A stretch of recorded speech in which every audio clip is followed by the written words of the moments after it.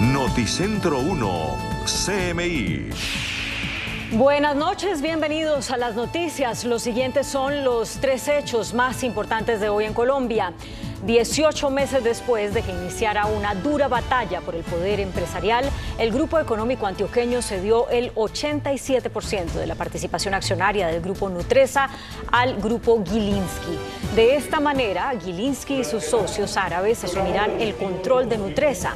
Este pacto implica también que la compañía de alimentos no será accionista ni de Sura ni de Argos. El sorpresivo anuncio, que parece ponerle fin a la batalla por el poder de las compañías, llegó con incertidumbre para los cerca de 65.000 trabajadores de Nutresa. Vamos a ampliar esta noticia en nuestra emisión nacional a las 9 de la noche. Atentado terrorista contra la policía en Tibú, norte de Santander. Ofrecen 200 millones de pesos de recompensa por información. Una carga con explosivos fue activada al paso de una patrulla. Una mujer civil y 2 uniformados murieron ante el fuerte impacto. Otras 13 personas resultaron heridas, entre estas un patrullero que se debate entre la vida y la muerte en una unidad de cuidados intensivos. En esa región del Catatumbo hacen presencia disidencias de las FARC y del ELN. Ampliación de esta noticia en nuestra emisión nacional a las 9 de la noche. El Frente Oriental del ELN dejó hoy en libertad a Brian Camilo Carrillo Flores, de 17 años, que había sido secuestrado por esa guerrilla en Arauca. El joven había sido secuestrado por el ELN en la vereda Fundadores Empalmada de Arauca. Hoy el Frente Oriental lo entregó a una comisión encabezada por la Iglesia Católica, representada por Monseñor Jaime Abril González, obispo de ese departamento, quien hizo un llamado a los grupos armados a respetar los derechos humanos, especialmente los de los menores de edad.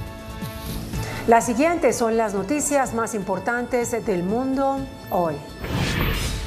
Gobernador de Florida, el republicano Ron DeSantis, lanza su aspiración a ser el candidato del partido a la Casa Blanca.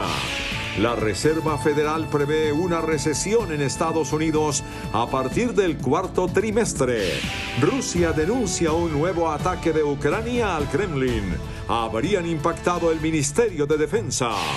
Un hombre tetrapléjico vuelve a caminar gracias a un puente digital entre su cerebro y su médula espinal. Con Claudia Palacios y Margarita Ortega. El gobernador del estado de la Florida en Estados Unidos, Ron DeSantis, presentó oficialmente su postulación para buscar la candidatura republicana de cara a las presidenciales de ese país en 2024. Una carrera en la que el conservador se perfila como el rival más considerable para Donald Trump.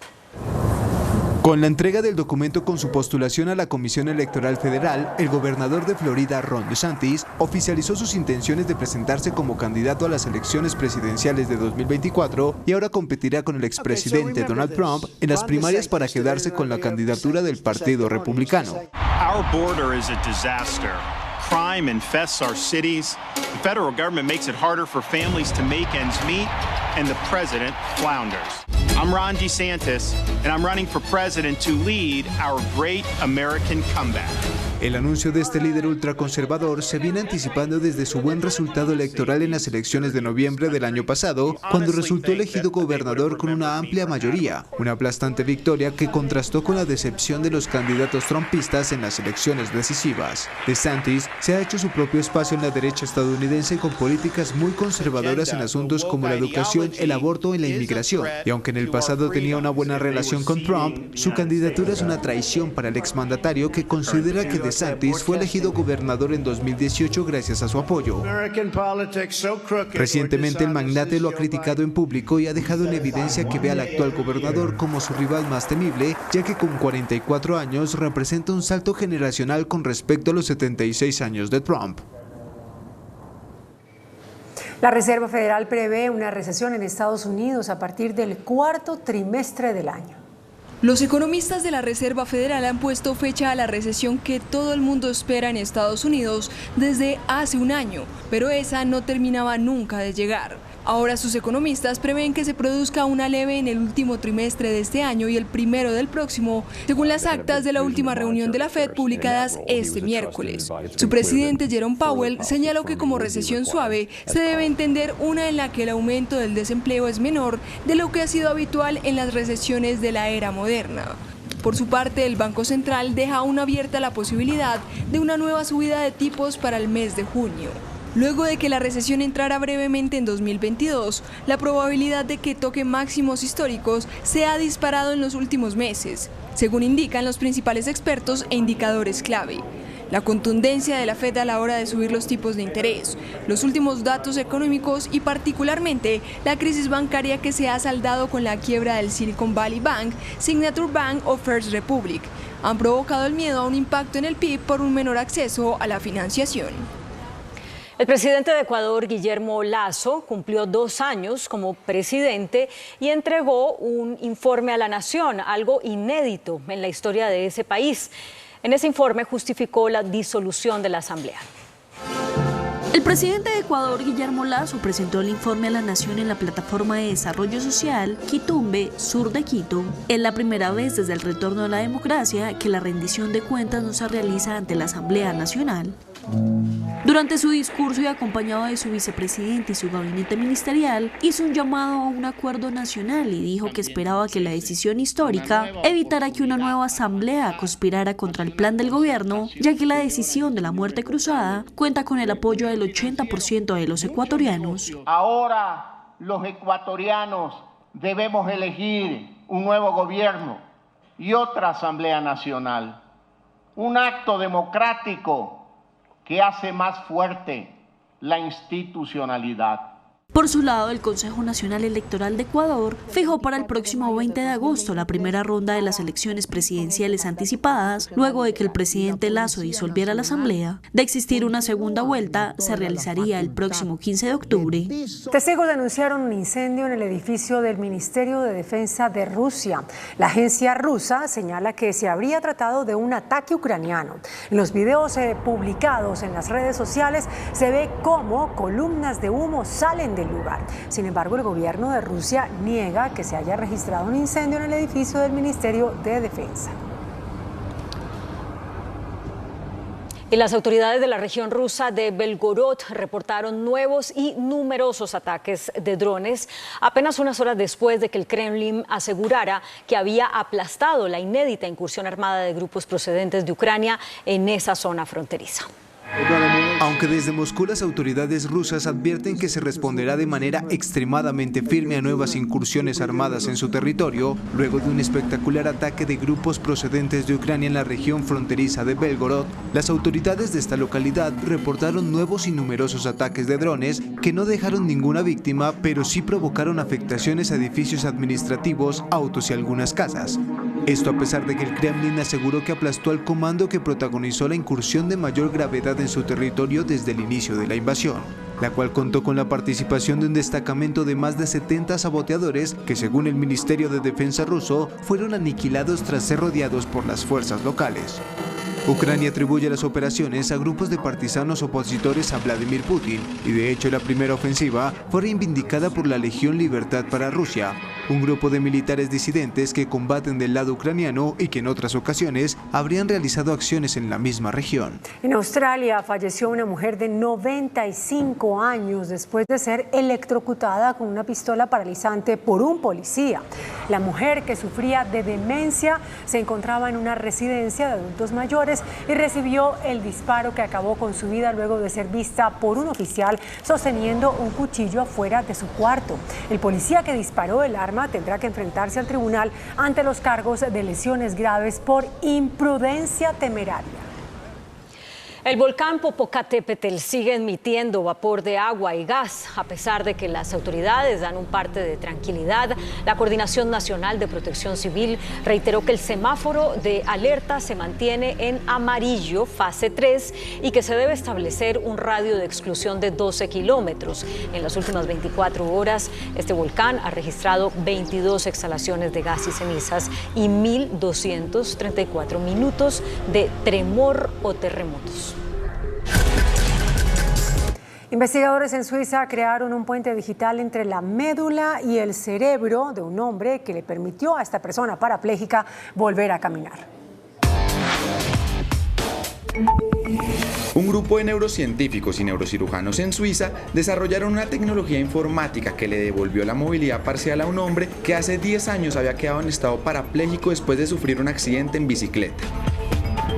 El dispositivo que conecta el cerebro y la médula espinal funciona mediante una interfaz que transforma el pensamiento en acción. El mecanismo envía un mensaje que la inteligencia artificial le comunica al ordenador que controla el puente. Fue creado a partir de 2 implantes electrónicos que van sobre la región del cerebro que controla el movimiento de las piernas. Estos dispositivos permiten descodificar las señales eléctricas que emite el cerebro al intentar caminar y genera la acción.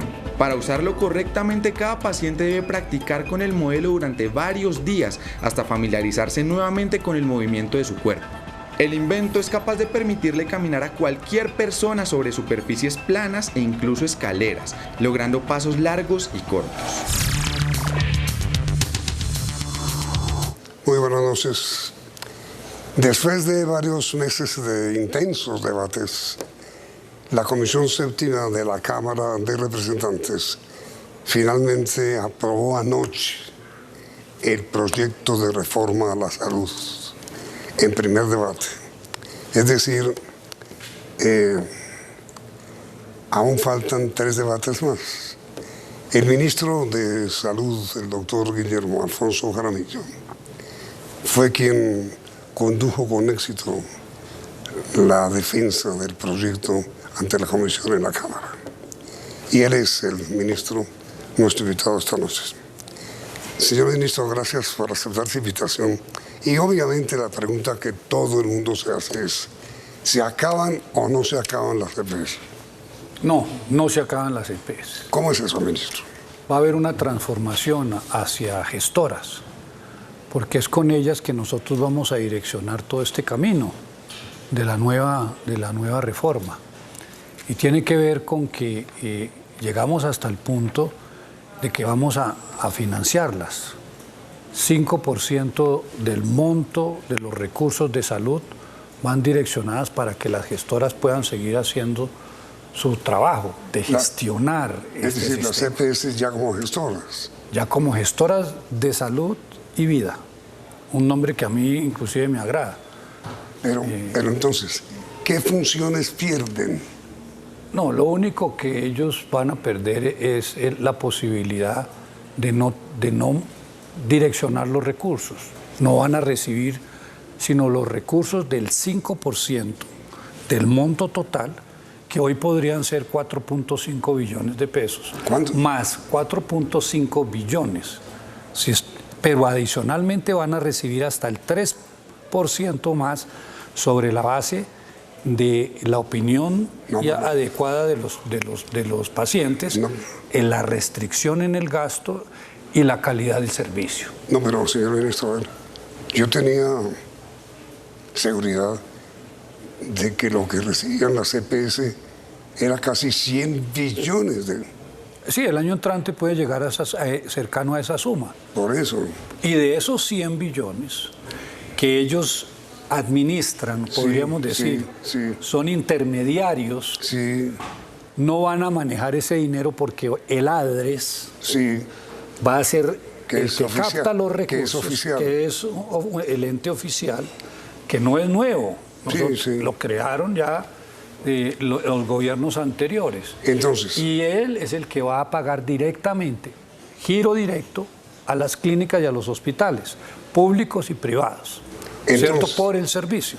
Pero esta transformación de EPS a gestoras, que van a mantener sus afiliados, nosotros les vamos a pagar por el número de afiliados el 5% del monto total de los recursos.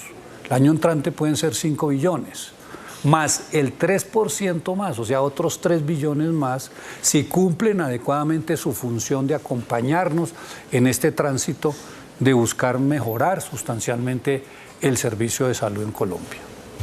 Y que, a ver, ministro, ¿qué seguridad tiene el país de que los 90 y pico de billones de pesos que antes o que ahora pues están manejando las EPS, van a ser bien manejadas por el ADRES y no caemos en otro seguro social. No, el seguro social no se va a repetir. El seguro social tuvo un defecto muy grande, doña Amit. Fue el tema de que el gobierno nunca participó en el seguro. El seguro era conformado por tripartita, trabajadores, patronos y el Estado. El Estado no le dio los recursos al seguro social. Aquí, en cambio, todos estamos contribuyendo en este sistema. Hoy, usted como persona que trabaja y cotiza, usted está en el régimen contributivo. No va a haber diferencia ahora entre el contributivo y el subsidiado. No, el subsidiado desaparece. Sí, eso, no hay. Entonces, usted que es contributivo, ¿no es cierto? Usted está entregando no solamente el dinero a ese bloque grande, sino que al mismo tiempo las EPS van a tener la posibilidad de continuar con los que hacemos prepagada. Usted y yo somos prepagada, eso va a continuar. Queremos de pronto un mejor servicio, una mejor atención, y de pronto tenemos recursos. Eso sigue. ¿Cierto? Es decir, para decir algo, FESalud sigue. Total. Van a mantener sus afiliados. Y sobre esos afiliados es que esos 8 billones, si el año entrante son 100 billones, el monto total para la salud, entonces nosotros podemos destinar hasta 8 billones para las gestoras, para que ellas nos ayuden en este servicio. Entonces, ¿qué es lo que pasó con el seguro? El seguro nunca tuvo la colaboración del Estado. Aquí es diferente. Aquí va a ser el Estado el que va a ser el que recibe los recursos y los va a distribuir directamente a los servicios que se han prestado en las clínicas más importantes de las ciudades y además por el trabajo de gestoras, de gestionar todo este sistema, van a recibir 5 apoyo. 5 billones más, otros 3 billones si cumplen adecuadamente, hasta 3 billones más, si cumplen adecuadamente las funciones de calidad, de atender adecuadamente los pacientes y de restringir el gasto. En el debate, señor ministro, de anoche en la Cámara, en la Comisión Séptima, usted hizo una afirmación que honestamente no la entendí. Señor. Usted dijo, las EPS pasarán a ser gestoras de salud y vida. Tendrán 2 años para hacer la transición. No implica su liquidación, sino un proceso de disolución. Ahí está mi enredo en mi cabeza. Bueno, ¿Qué diferencia hay entre liquidación y disolución? Yo diría de transformación. Tal vez no usé la palabra indicada. De transformación. De disolución, podría uno decir, se disuelve la EPC como la conocemos ahora y se convierte en gestora. Yo, tal vez, cuando usted me recuerda esas palabras, tal vez la palabra que debí de haber usado era la de transformación. Sí, señor. Sí, señor. Sí, con razón.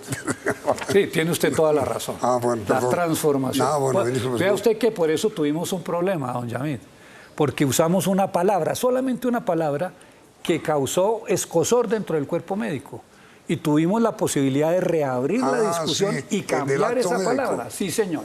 Sí. Para que nuestros colegas, yo soy médico, soy cirujano cardíaco pediátrico, ya no ejerzo, pero uno tiene que entender que nosotros no podemos responsabilizar al cuerpo médico, ni a las enfermeras, ni a todo el sector sanitario de situaciones que no van a poder ellos responder. A ver, señor ministro, mire. Ya lo corrigimos. Pero espérate. Y quiero que lo sepan todos los... Para que nuestros oyentes entiendan a qué usted se está refiriendo, porque este fue un debate en la comisión. Se generó una polémica bastante grande. Sí. Duraron casi 1 hora y media discutiendo eso. Y la gente no lo sabe. Pues. Sí.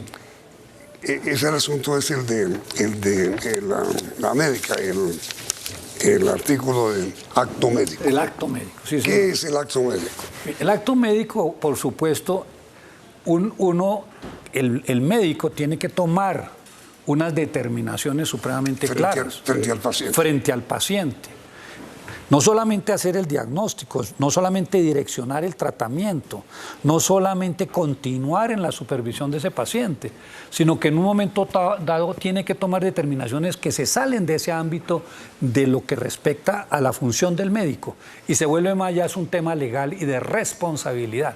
Nosotros no le podemos dejar al médico que responda por situaciones en las cuales debe responder el Estado o debe responder la gerencia de la clínica o actos en los cuales de pronto tratamos de llevarlo a que solucione los problemas cuando no le corresponde a él directamente. Entonces hay que respetar esa autonomía médica y de todos los funcionarios, de la enfermera. Sí, pero el asunto sí es bien complicado. Deme, por favor, señor ministro, si es tan amable, un ejemplo del acto médico. Un ejemplo. Yo, por ejemplo, me tratan de decir, yo hago el diagnóstico, hago el tratamiento y digo a qué debe de hacerse. Exacto. Si no se llega a realizar lo que yo estoy diciendo, no me pueden responsabilizar a mí de que no se le haya dado la solución. Sino al especialista. No, o no la trasladaron a tiempo, o se sucedió algún fenómeno, o no hubo diligencia en la administración del hospital o de la clínica, pero esto no lo pueden responsabilizar al médico. Claro. ¿Cierto? Además, hay que darle mayor autonomía al médico, porque muchas veces está restringido en tiempo, está restringido en la prescripción. Entonces, nosotros lo que queremos con la reforma es darle mayor autonomía, que el médico no esté obligado a unos tiempos rigurosos, no esté obligado a que tenga que recetar ciertos medicamentos. Debemos de ser mucho más laxos y no frenar la individualidad y la capacidad intelectual y profesional de esas personas que se han preparado durante muchos años para servirle a la gente de la mejor manera. Claro, ni hacerlo responsable de situaciones sobre las cuales no tuvo nada que ver. Que no están bajo su mando, que no están bajo su comando. Eso quedó claro, porque en la reforma no estaba muy claro. Quedaba una frase que podría mañana terminar responsabilidades en cabeza del médico.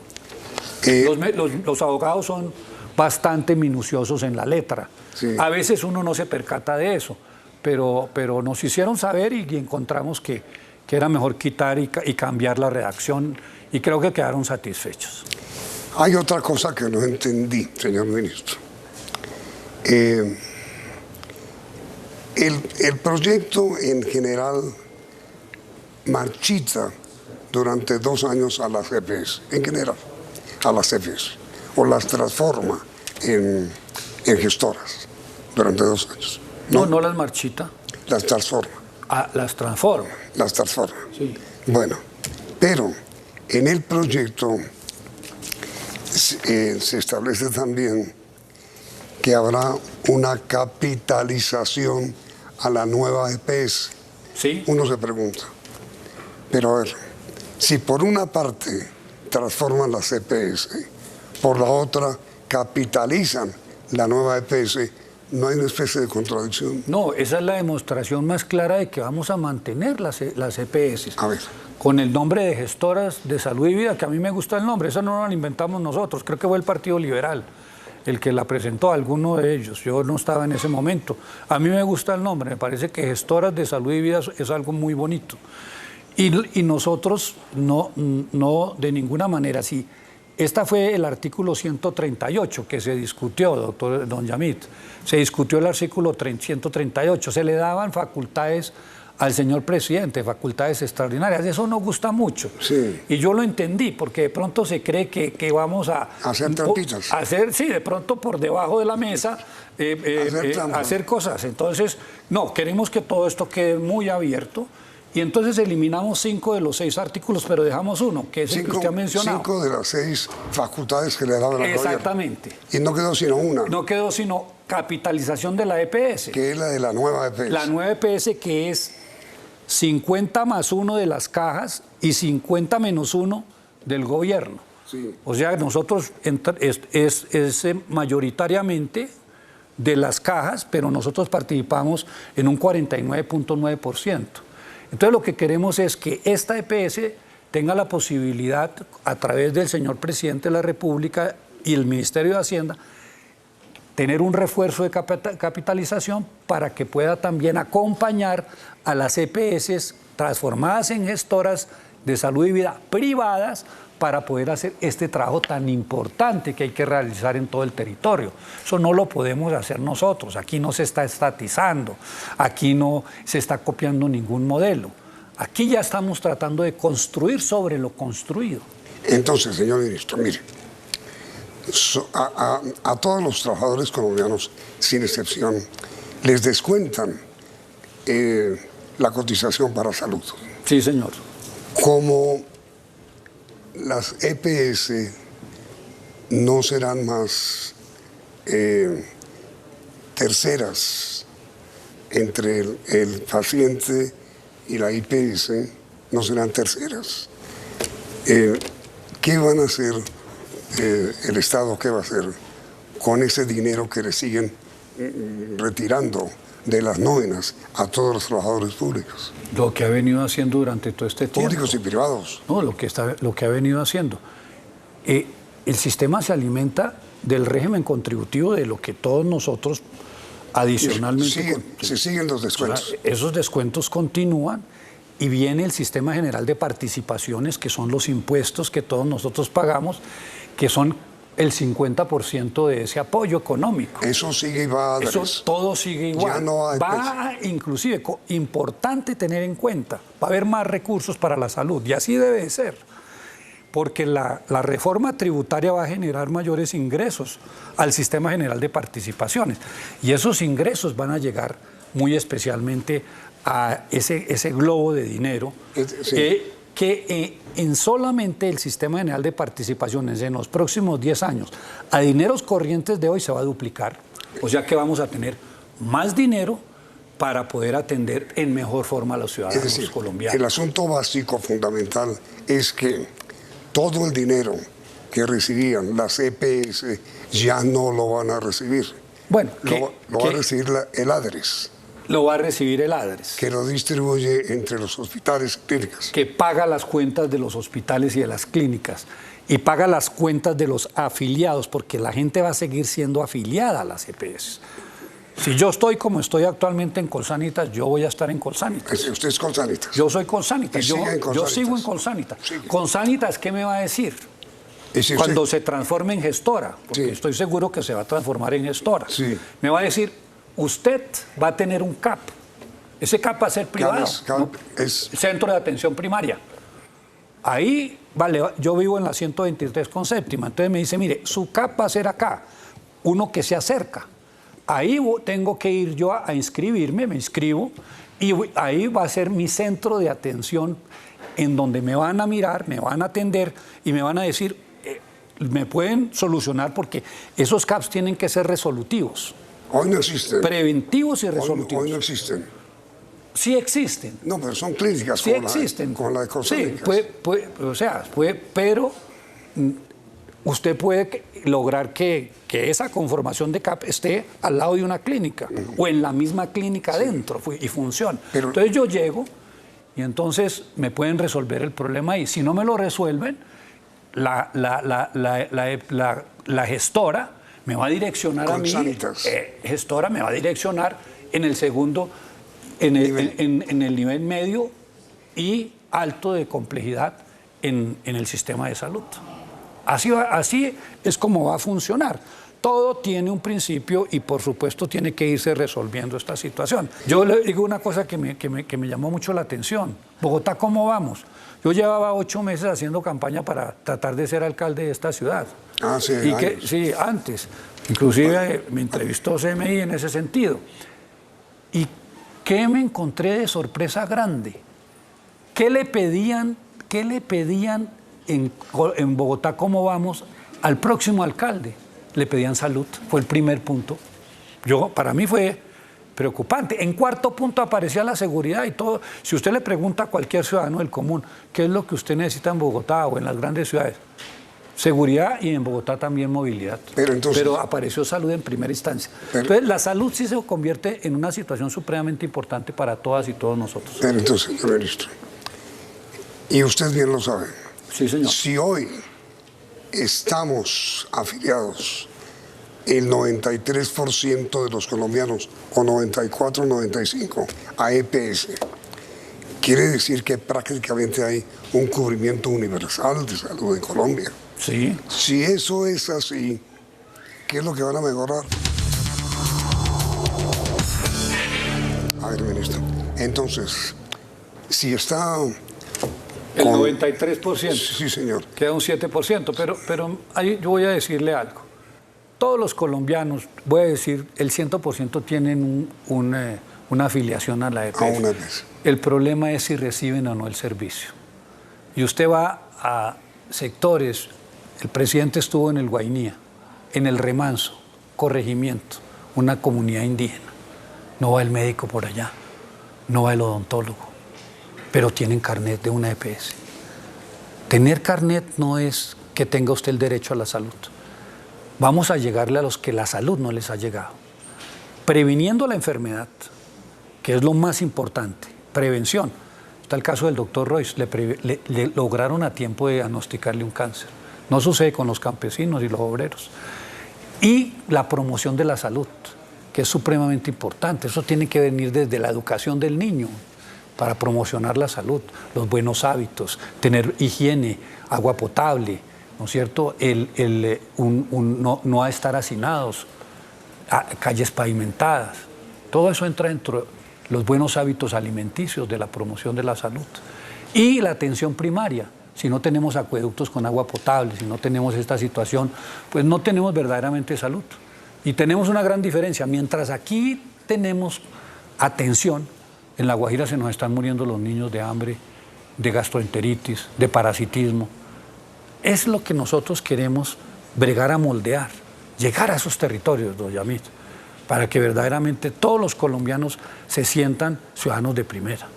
A ver, señor ministro, las EPS en un comunicado que estuvieron en estos días dijeron, las 10 más importantes EPS, que se perderán más de 100.000 empleos.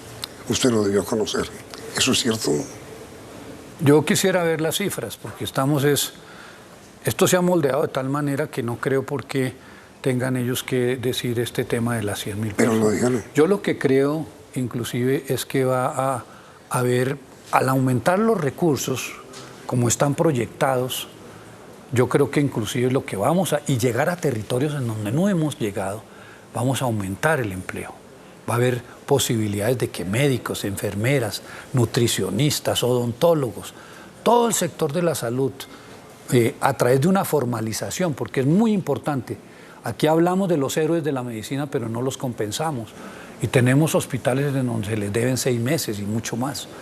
Vamos a llegarle con recursos, con dinero, le vamos a pagar al día los salarios. Entonces yo creo que en vez de disminuir, lo que va a haber es un aumento de posibilidades de trabajo.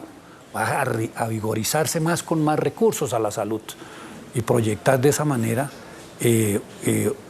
apoyándonos todos y cogidos de la mano a mejorar el sistema de salud. Entonces, ministro, mire, si la reforma beneficia a los médicos, beneficia a los paramédicos, beneficia a las enfermeras y los enfermeros, beneficia a los pacientes, ¿a quién afecta? Inclusive los de enfermedades raras están en los artículos. Pero si beneficia a todo el mundo, ¿a quién afecta? No, solamente algo que yo creo que... No, ¿a quién afecta? A los que no pueden manejar los recursos. A las EPS. Van a tener una compensación. De 5 billones. Hasta 8 billones si el presupuesto es de 100 billones, como espero que sea. En lugar de manejar 100 billones, van a manejar 5 billones. Vamos a tener la posibilidad de pagarle directamente a quien han prestado el servicio. Y la gran cantidad de esas clínicas y hospitales son de ellos. Con la diferencia, la única diferencia, o la gran vamos diferencia. A orientar parte de los recursos para poder hacer la atención primaria. Pero a ver, mire, llegar a esas zonas abandonadas. Pero mire, ministro, con la gran diferencia de que mientras las EPS son las que sirven, en su mayoría privadas, ADRES es pública. No, también la EPS, nueva EPS es mitad y mitad. Mixta. No, ahí está lo importante. Vamos a ir de la mano con el sector privado y con el sector público. Las EPS pueden sobrevivir siendo EPS privadas, por supuesto. Públicas y privadas. Gestoras, sin ningún problema. Vamos a pagarles por su función. Van a tener recursos. Si usted pueden terminar siendo, en este momento las que están, hay más o menos unos 14 EPS que cumplen con los requisitos, ¿no es cierto? Y a ellas y a todas se les va a retribuir su trabajo, se les va a dar los recursos. 8 billones no es nada despreciable. Y entonces, con los 8 billones van a continuar la gran mayoría de los empleados, porque los necesitamos. ¿Y entonces por qué están tan bravas?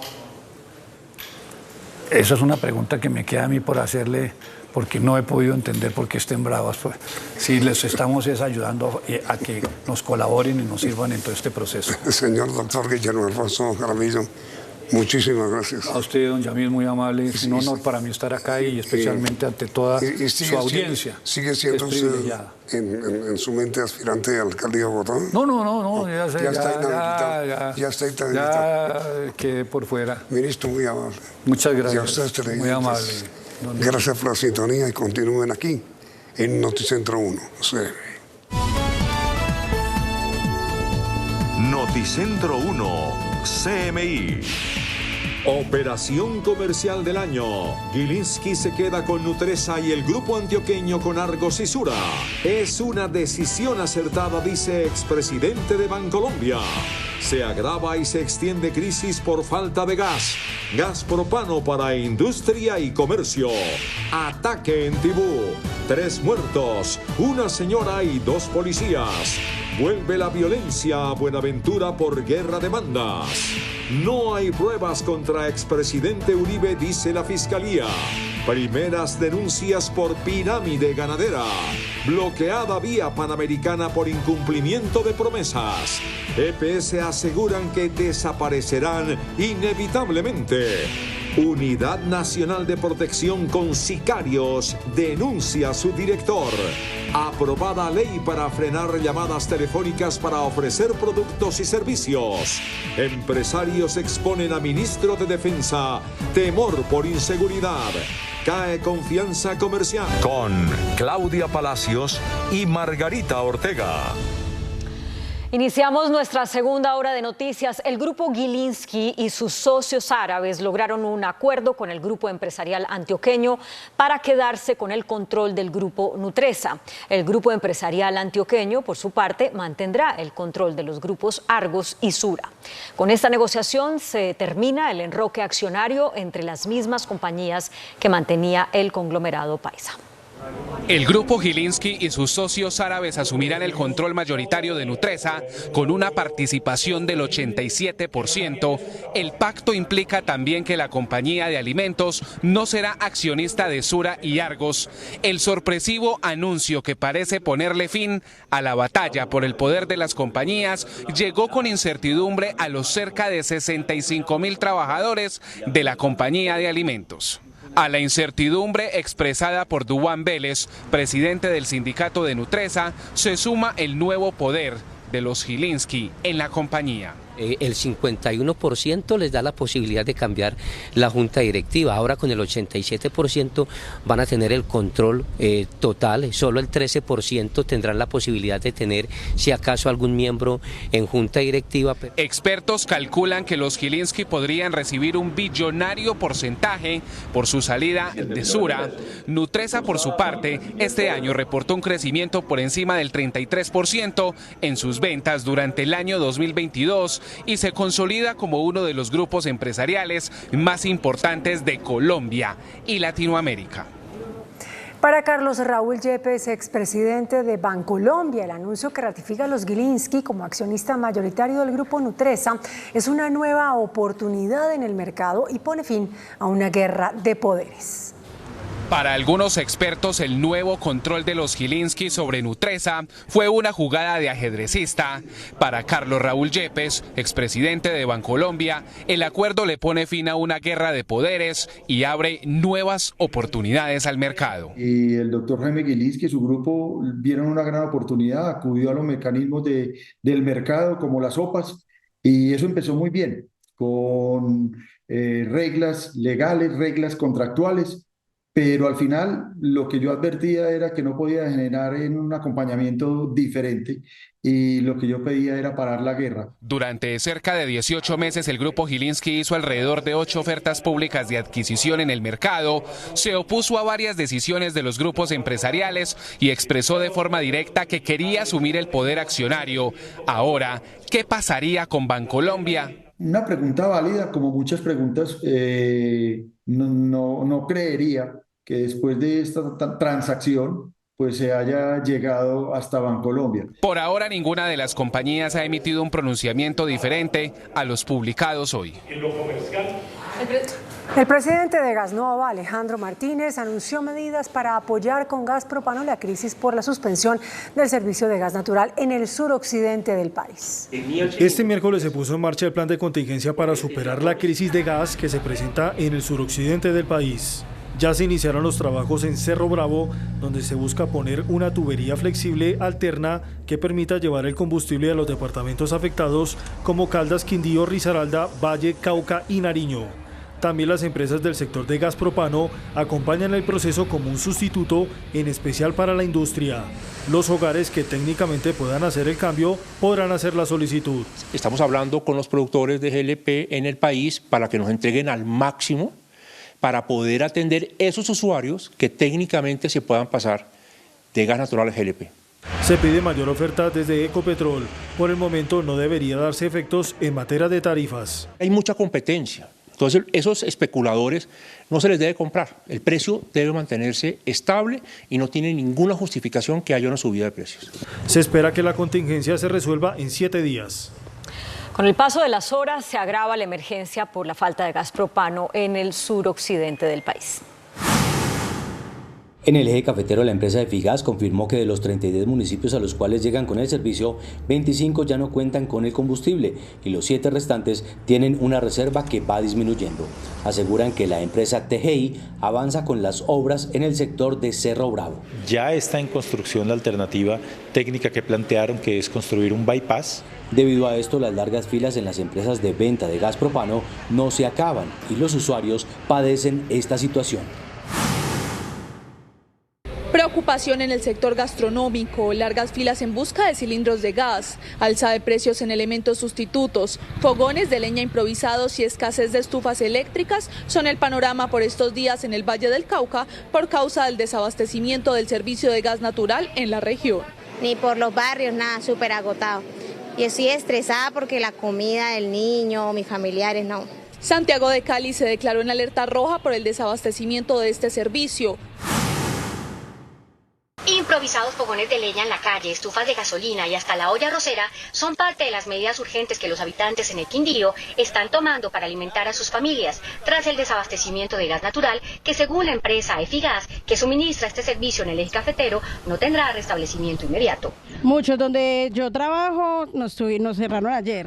Y en la esquina de más bajito hay otro, arriba hay otro. Todos están cerrados porque no hay gas. Según las empresas de acopio de gas propano, el suministro directo se hace desde otros departamentos, lo que complica atender la alta demanda en Armenia e incrementa los costos por el flete de transporte. Largas filas para comprar estufas, calentadores, ollas y otros electrodomésticos eléctricos son el común denominador del segundo día sin el suministro de gas en la ciudad de Pereira. Lo que hemos hecho es tratar de convertir parte de nuestros equipos de gas natural a gas propano, pero la conversión significa buscar los técnicos que están súper ocupados, los repuestos que tampoco se consiguen. Otro que busca una alternativa para no afectar sus servicios es el Hospital San Jorge, que por ser de tercer nivel atiende un gran número de personas. Un ataque con explosivos en Tibú Norte de Santander deja 3 muertos, entre ellos 2 policías. Al menos 13 personas se resultaron heridas por el impacto de la carga explosiva. Impresionante video del momento exacto del atentado terrorista que cobró la vida de 3 personas en Tibú Norte de Santander, en la región del Catatumbo. Dios mío santo, qué pesar con esa gente. Rechazo la acción terrorista en Tibú Norte de Santander en contra de la vida de nuestros policías. Un abrazo de solidaridad para las familias de las víctimas de este atroz hecho. Este acto criminal no quedará en la impunidad. Inicialmente y preliminarmente, en ese sector delinquen 2 estructuras de crimen organizado, el GAOR 33 y el ELN.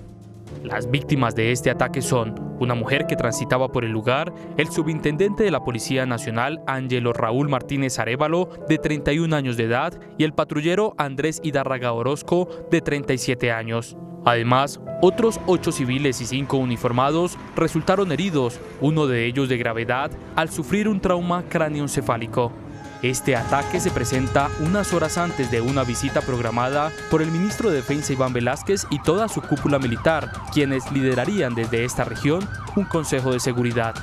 Condenamos enérgicamente el ataque terrorista contra la policía y la población de Tibú, norte de Santander, que dejó 2 uniformados y una mujer muertos luego de un atentado con explosivos. Se ofrece una recompensa de hasta 200 millones por información que ayude a capturar a los responsables.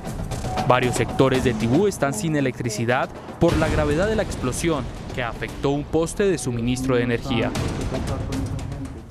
El Frente Oriental del ELN dejó en libertad a Brian Camilo Carrillo Flores, un joven de 17 años, quien había sido secuestrado por esa guerrilla en Arauca. El joven de 17 años había sido capturado por el ELN en la vereda Fundadores en Palma de Arauca. Hoy el Frente Oriental lo entregó a una comisión encabezada por la Iglesia Católica. Es la invitación siempre al respeto de los derechos humanos. Dentro de ellos, obviamente, priman el de las personas menores de edad. La liberación se produjo en una zona rural de Arauca. Un informe de la Unidad de Investigación y Acusación de la Jurisdicción Especial para la Paz advierte sobre el aumento en el reclutamiento de menores de edad este año con ocasión del cese al fuego pactado con varias organizaciones armadas. Durante el cese al fuego aumentó el reclutamiento de menores de edad. En los primeros 4 meses del año se presentaron 42 casos de reclutamiento, una cifra superior a la de 2022 con 27 casos y a la de 2021 con 7 casos. El Clan del Golfo y la disidencia de alias Iván Mordisco han sido los grandes protagonistas del reclutamiento. 15 menores fueron reclutados por el clan durante el cese, seguido del Estado Mayor de las FARC con 14 reclutamientos, el ELN con 11 y la Segunda Marquetalia y las Autodefensas Conquistadoras de la Sierra con 1 respectivamente. El informe también destaca que durante el cese se redujeron en un 48% los incidentes entre armados y la fuerza pública, pasando de 44 enfrentamientos en 2022 a 24 en 2023, y destaca un impacto levemente positivo sobre la vulneración a los civiles. El estudio analizó las violaciones al cese al fuego de todas las estructuras armadas reportadas entre enero y abril de este año y las comparó con el mismo periodo de años anteriores. El miedo y la zozobra volvieron a Buenaventura, luego de romperse la tregua entre las 2 principales bandas del puerto, los xotas y los espartanos. La Iglesia Católica pide más presencia del Estado y tramitar con urgencia la ley de sometimiento para parar la crisis que vive el proceso con las bandas armadas. Monseñor Jaramillo lo dice claramente. En Buenaventura, el proceso de paz que estamos llevando, pues se encuentra pasando por una crisis, estamos pasando por un momento difícil.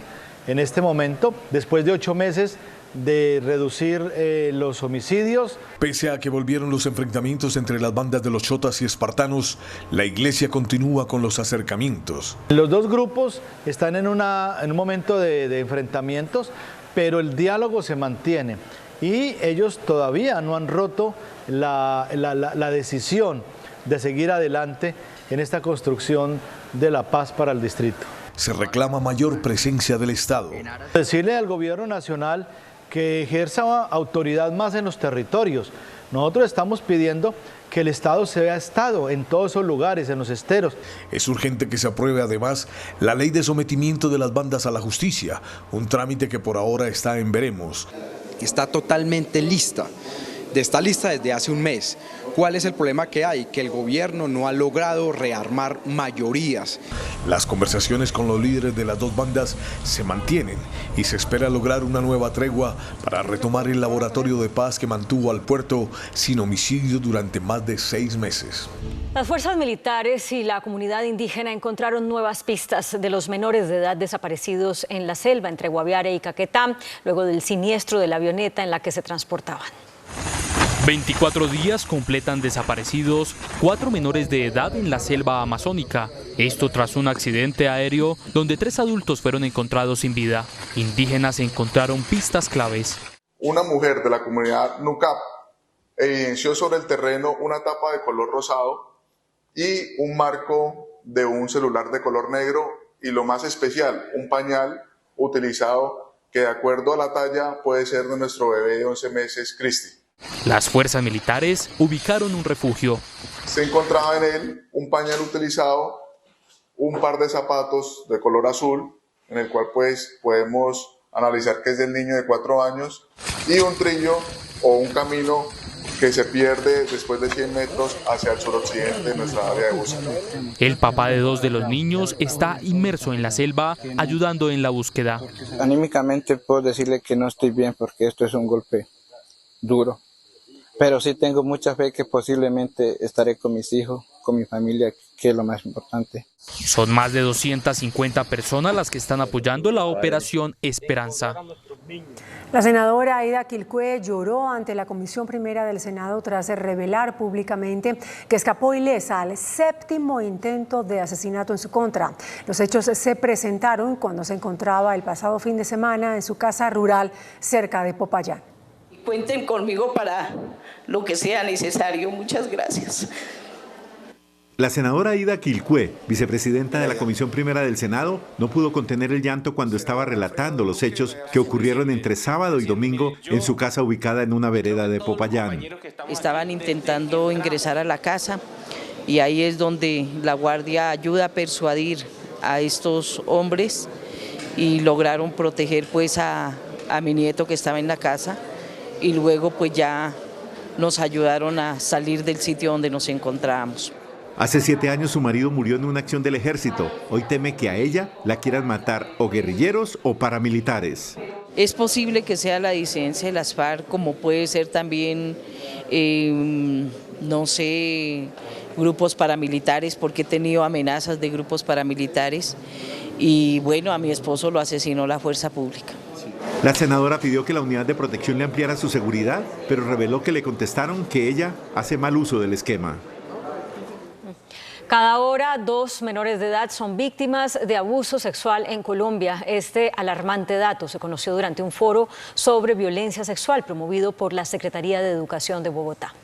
Cifras alarmantes de violencia sexual contra menores de edad se conocieron este miércoles durante un foro convocado por la Secretaría de Educación de Bogotá. Cada hora 2 niños o niñas son víctimas de abuso sexual.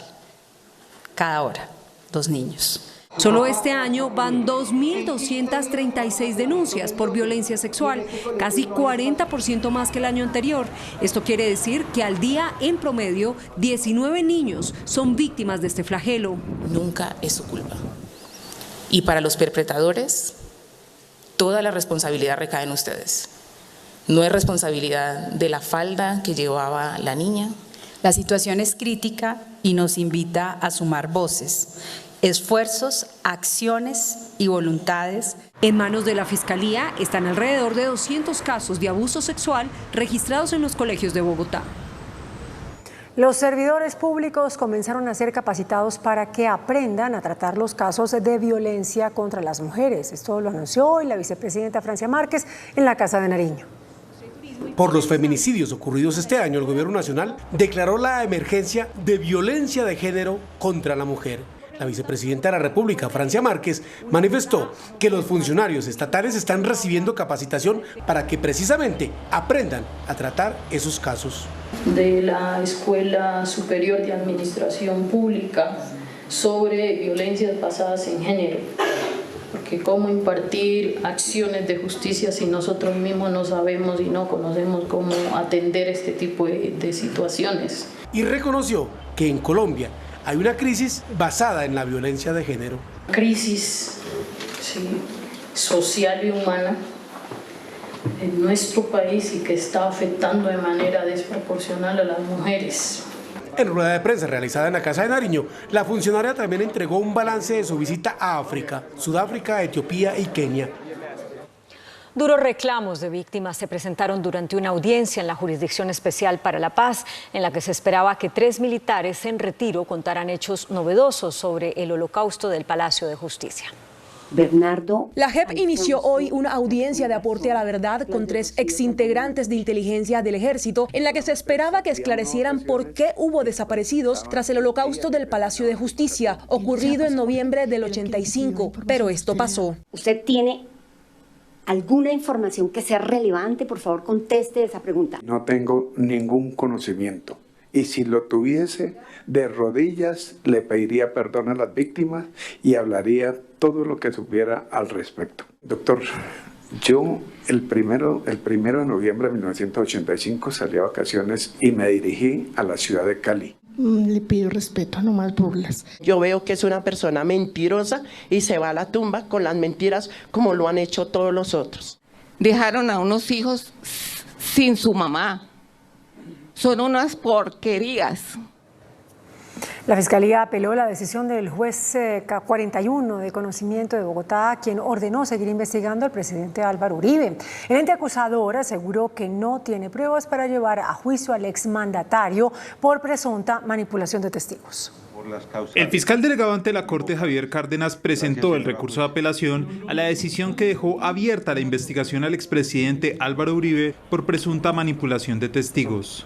Cárdenas le pidió al tribunal que cambie la determinación de la juez y que cierre el proceso al expresidente, pues considera que no hay ninguna prueba de que Uribe influyera en los testigos. En tales condiciones, solicito a la sala de decisión que se sirva revocar el acto impugnado y en su lugar se sirva a precluir la investigación en favor del imputado Álvaro Uribe Vélez. La defensa del expresidente Uribe también argumentó que se debe cerrar la investigación.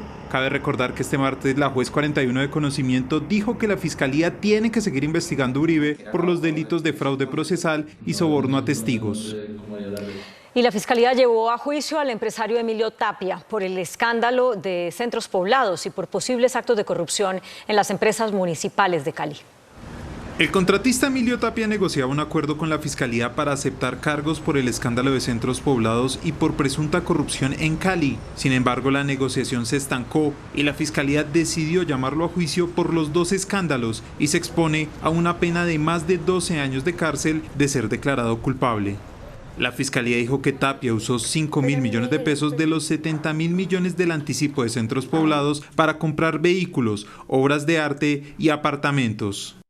Emilio José Tapia Aldana, quien a través de terceros manejaba las empresas Omega Building, Intec de la Costa y CM Ingenieros, se apropió de la suma de 5.063 millones. La Fiscalía señala que Tapia fue el responsable directo de la falsificación de documentos para la obtención de los contratos. Tenían el pleno conocimiento que estaban participando en la falsificación de varios documentos privados denominados garantías de cumplimiento. Tapia responderá por delitos como peculado y fraude procesal, entre otros. Un grupo de víctimas de una presunta pirámide en el sector ganadero presentó una denuncia formal ante la Fiscalía en contra del empresario Felipe Rocha por la supuesta captación ilegal de más de 40.000 millones de pesos. La Fiscalía y la Superintendencia de Sociedades recibieron las primeras denuncias que vinculan al empresario Felipe Rocha con una pirámide en un negocio de engorde de ganado que habría captado más de 40.000 millones de pesos de personas de altos recursos en Bogotá y Medellín. Para que se inicie la investigación penal en contra de Felipe Rocha Medina.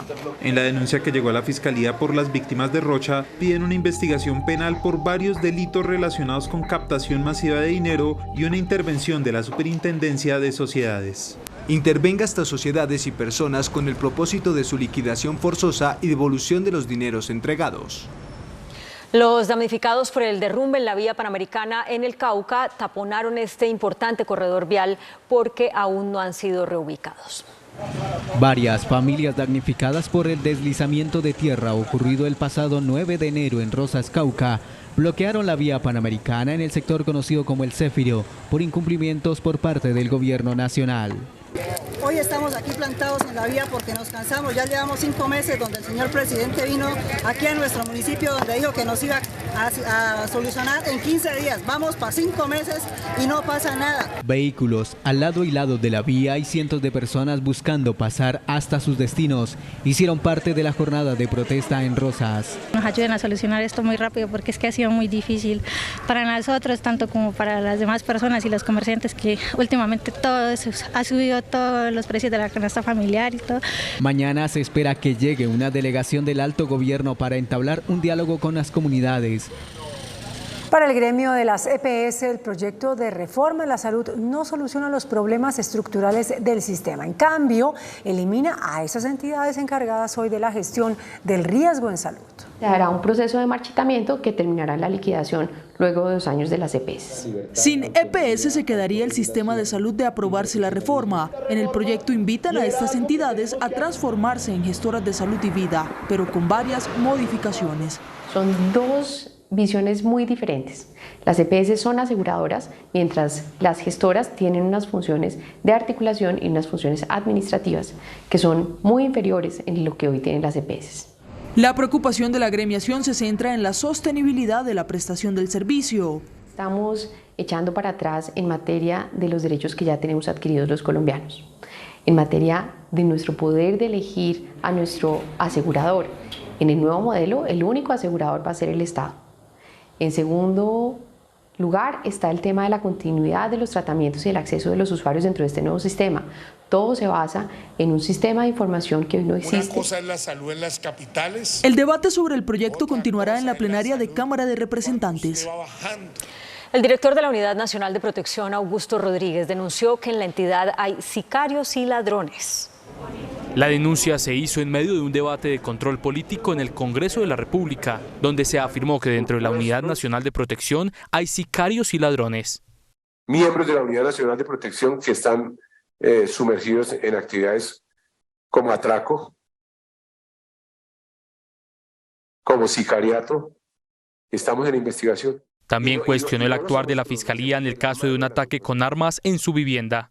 El ataque avala de que fuimos objeto con mi esquema de seguridad y el vehículo que me transportaba con mi hija. Sencillamente, veámoslo, fue calificado de una manera muy ligera, muy rápida, como un intento de robo, intento de hurto. El 57% de los motociclistas no respeta los límites de velocidad en Bogotá. 5 de cada 10 muertos en las vías son motociclistas. 1 de cada 3 muertes en las vías es por exceso de velocidad y los motociclistas son los que más violan el límite definido en Bogotá. Más de la mitad de los motociclistas transita a una velocidad que de chocar la probabilidad de fallecer oscila entre el 50 y el 95%. La velocidad de Bogotá es 50 kilómetros y como lo mencionaba Andrés, entre 50 y 60 kilómetros la posibilidad de tener una fatalidad se incrementa casi al 95%. Pese a las cámaras y a los controles, las muertes no disminuyen. Más de 500 personas están muriendo al año en las vías de la capital, la mitad motociclistas. Al momento llevamos más de 19.000 comparendos impuestos por temas de velocidad, tanto en agentes civiles como en cámaras. Los horarios más inseguros y con mayor accidentalidad son la noche y la madrugada. La alcaldía de Bogotá clausuró el albergue de La Rioja, donde permanecen en precarias condiciones más de 1.000 indígenas. Después de varios meses de denuncias sobre la insalubridad en la que viven más de 1.000 indígenas en Vera, situación que ha cobrado la vida de 22 niños en un año, hoy el secretario de Salud Alejandro Gómez visitó el albergue y tras constatar la crisis sanitaria sugirió una evacuación inmediata. El brote de infección respiratoria aguda que se tiene en este momento hace necesario que este edificio, que esta unidad proceda con un proceso de evacuación. La mayor preocupación es la salud de decenas de niños indígenas. 25 niñas y niños que tenemos debidamente identificados como que tienen condiciones de salud que ameritan su revisión. Es un campanazo, una alerta que tenemos que dejar el lugar de cualquier manera, sea de forma amable o a través de una intervención, me imagino yo que debe ser como una medida policiva. Al término de la visita se instalaron estos sellos de clausura que luego fueron retirados. Rusia denunció nuevos ataques masivos con drones contra la región de Belgorod. La Reserva Federal de Estados Unidos prevé una recesión en ese país a partir del cuarto trimestre del año. Y el gobernador de la Florida, Ron DeSantis, oficializó su candidatura a las presidenciales. Noticias del mundo en Noticentro 1 CMI. Las autoridades de la región rusa de Belgorod reportaron nuevos y numerosos ataques de drones apenas unas horas después de que el Kremlin aseguró que había aplastado la inédita incursión armada de grupos procedentes de Ucrania en esta zona fronteriza. Los economistas de la Reserva Federal han puesto fecha a la recesión que todo el mundo espera en Estados Unidos desde hace un año, pero esa no terminaba nunca de llegar. Ahora sus economistas prevén que se produzca una leve en el último trimestre de este año y el primero del próximo, según las actas de la última reunión de la FED publicadas este miércoles.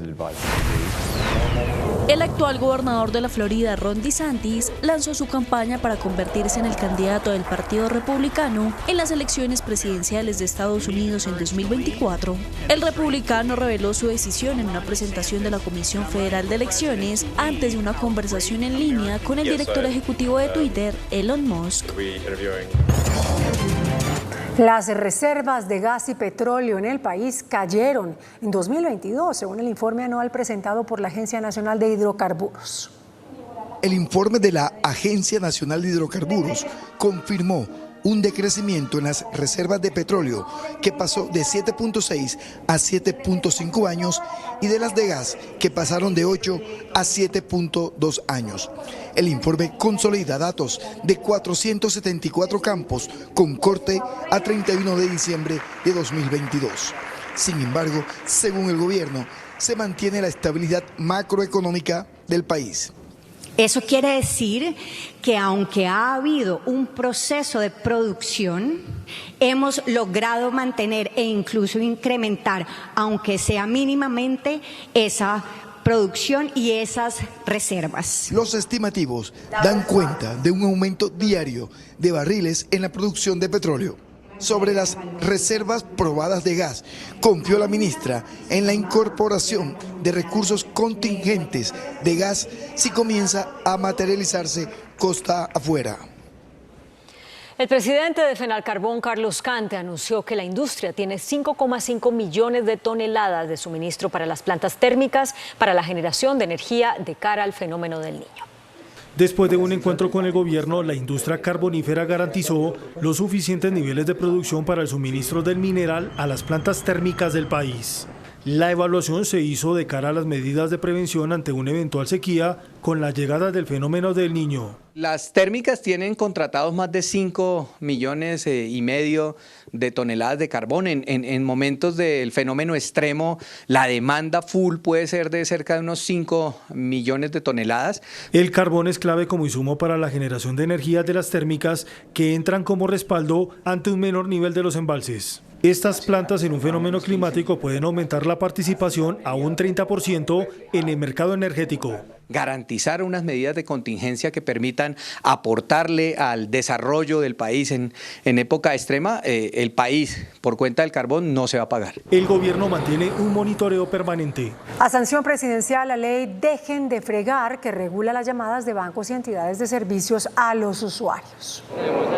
La ley, conocida coloquialmente como Dejen de Fregar, del conservador Juan Carlos Wills, establece horarios para las llamadas de cobros y oferta de servicios. Solamente lo pueden contactar de lunes a viernes de 7 de la mañana a 7 de la noche y los sábados de 7 a 3 de la tarde. No solamente las financieras que llaman a cobrar, que llaman a ofrecer productos y servicios, sino todos los de bienes y servicios. Además, plantea límites en los contactos a los usuarios.